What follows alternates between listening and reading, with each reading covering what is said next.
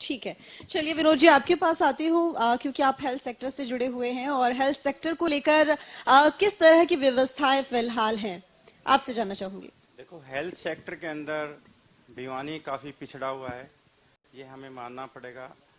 तो अभी जो हम लोकल राजनीतिक और हम राष्ट्रीय स्तर पे या हम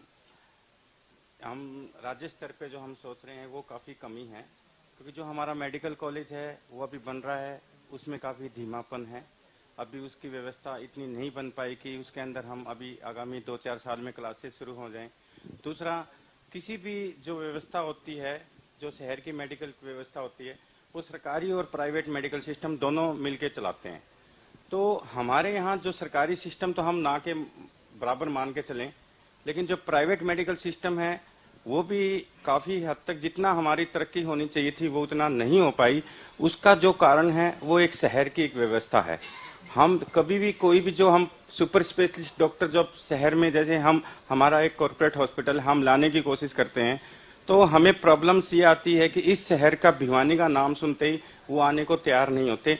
उसका रीजन जो मैडम ने अभी बताया कि शहर में साफ सफाई की व्यवस्था नहीं है, शिक्षा के मामले में शहर पिछड़ा हुआ है, और एंटरटेनमेंट के मामले में जो पिछड़ा हुआ है।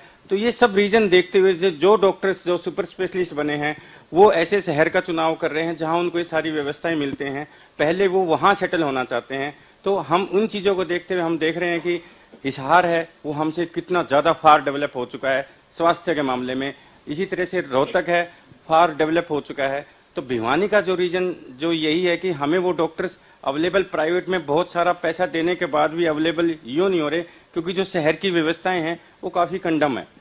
उसको राजनीतिक लोग भी बैठे हैं और भी बैठे हैं, हम सबको इसके सुधार करना चाहिए। जब उसके अंदर हम सुधार कर सकते हैं, जैसे हम पौध के रूप में हम बात करें तो हमारे एमबीबीएस के छात्रों के लिए जो बॉन्ड जो अभी इन्होंने पॉलिसी है वो कितनी गलत है, आप ये देखिए। किसी भी बच्चे को जब पढ़ना पड़ रहा है कि 30 से 40 लाख रुपए तक उसको बॉन्ड भरना पड़ेगा। कोई एक बेटी है हमारी, उसका एडमिशन हो गया, अगर मान लो उसकी एमबीबीएस के बाद हमने शादी किसी दूसरे राज्य में कर दी, तो क्या बताए वो क्या करेगी? तो जाना पड़ेगा उसको। अब उसके लिए उसको 30 से 40 लाख रुपए पे करने पड़े। कितनी गलत है ये पॉलिसी। उसी पॉलिसी को ध्यान में रखते हुए ऐसे कितने जो स्कॉलर बच्चे हैं जो महाराष्ट्र कर्नाटका में पढ़ने गए हैं, 30 से 40 लाख रुपए किसी आम व्यक्ति, कोई दुकानदार को या किसी पियोन को या टीचर का बच्चा कैसे उसको अवेल कर सकता है? तो सरकार को इन बारे में सोचना चाहिए। मैं कहता हूँ मेडिकल सिस्टम बहुत इस शहर में क्या हिंदुस्तान में ही कमजोर है।